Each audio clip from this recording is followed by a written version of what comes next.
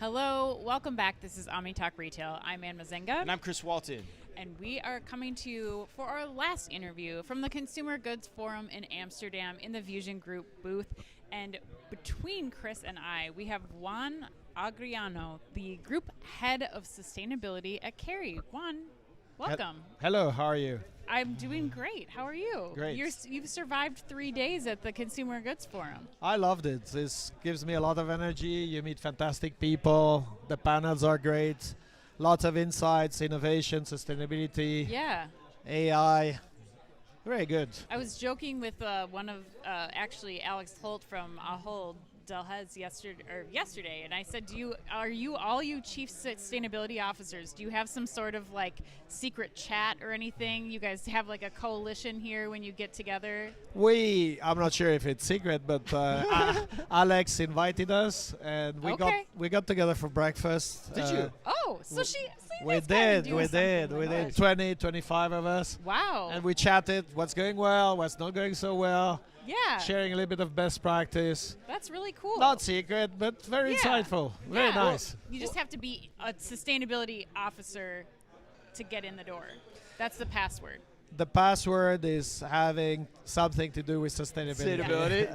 Nice. Well, let's talk about that. So we've talked a lot about this at this conference already about the need to transform the global food system.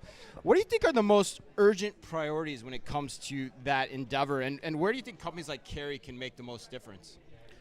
Look, the issues are well known. We're talking about food waste, circular, climate, nature, and most importantly, nutrition and health. Okay. Right? So the food needs to be nutritional. It needs to be done in a way that preserves and grows the health of consumers, but it also needs to preserve the health of the planet. So at a high level, it's quite simple. Now, doing that is challenging. And so in Kerry, what we focus on is innovation with impact. So we help our customers to literally save the planet one meal and one dish at a time. Okay. So what we do is we help improve the nutritional content of the food. We reduce the carbon content. We avoid deforestation. We make sure that there's biodiversity, etc. How do we do that? Well, for instance, we have solutions that continue to preserve and the food longer. Okay, so this is done with clean label solutions, and as you extend the shelf life of the food, right, you have more time to manufacture the food, you have more time to sell the food, and you have more time to consume the food, and that reduces food waste. And food waste is everything. Yeah, it's economic loss, it's climate loss, it's biodiversity loss, etc. So since 30 to 40% of the food is never consumed, that's the first thing we do. Make sure that we reduce food waste. Then the second thing we do is reduce the big things that you need to live, but too much of it kills you. Right?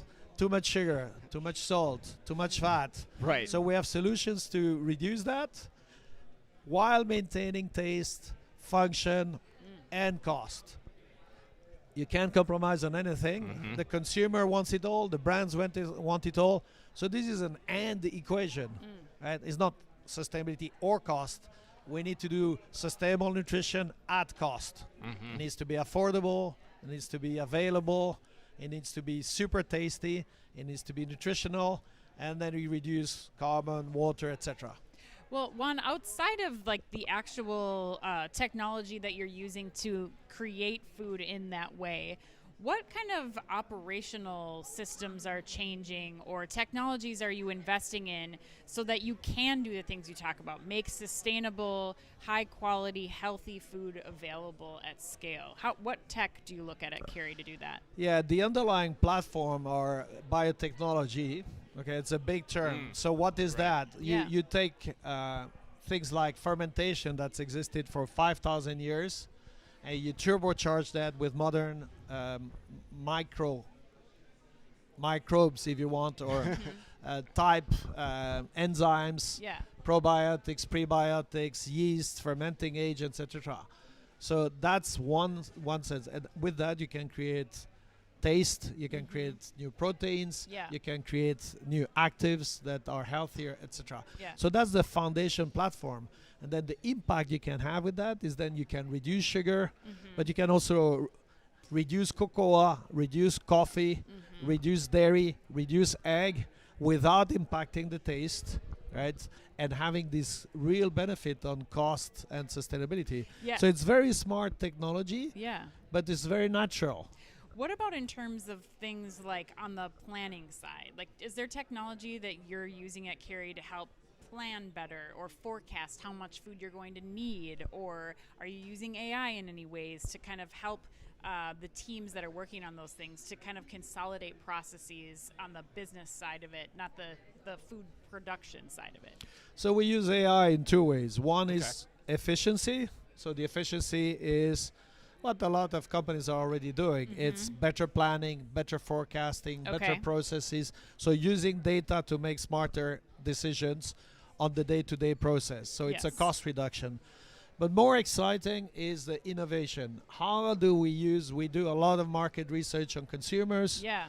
We do a lot of product market research, and we have a lot of technology. So we put all of that into AI, and what we do is developing better concepts digitally Okay. for our customers. Okay. So remember, we are a technology house, so we do not produce finished products. What we do, but we do produce prototypes of finished products. Got it. So we mix the craft of 80 or 100 chefs who are Michelin stars level with the science of technology and the data of AI to create prototypes. So we have a very cool application that proposes, okay, if you're in the snack category in a given country with addressing a given generation, etc., you analyze all these trends and then you can propose, okay, these would probably be the top 3 sellers, Yeah. and you put the requirements. It needs to have 30% less salt.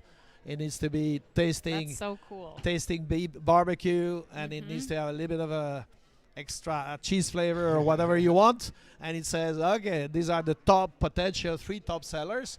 This is what it would look like. It's digital, and then you go and do the prototype physically. Yeah. But doing it first digitally cuts a lot of time.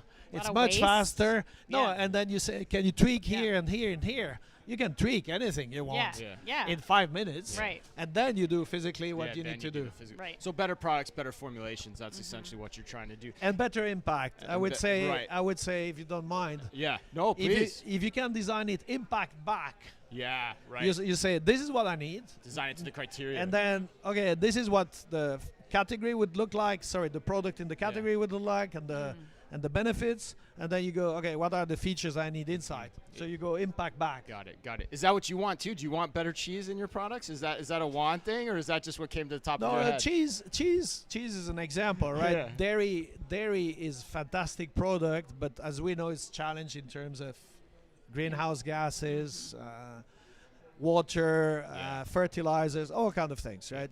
So Kerry has invested historically in becoming a very sustainable dairy producer. It's only 10-15% of our business, but we were recognized recently as by SAI under the SDF. It's sorry for the acronym. Sustainable Dairy Framework. We're the first company to get that stage 5. Globally on that, which means we can track the footprint of our milk physically, right? Then you convert that into ingredients and you put that into products, right? Yeah. And that what we're doing is, so the foundation of the dairy is the most sustainable possible. But now we're going to do, okay, can we do hybrids, dairy and oats, right? And so you do that and you get all the benefit of taste of dairy. You get all the nutritionals of dairy. You also get all the nutritionals of plants. You get from dairy, you get the good proteins, and from plants, you get the fibers, and then you have half of the CO2 footprint. Right. So it's not plant or dairy. Right. It's All. hybrids. Yeah. Right. Well, let's get you out of here on this then. So one of the questions we asked Alex Holt yesterday, your counterpart at Ahold, was around how do you, and you kind of mentioned it a little bit, but let's dig into it more. How do you measure it? How do you know that you're making progress towards real concrete goals day in and day out in your job? Right. So I give you another example, and I'll tell you how we did it. Yesterday we presented a solution for orange juice. Orange juice production is very challenged. It's like cocoa.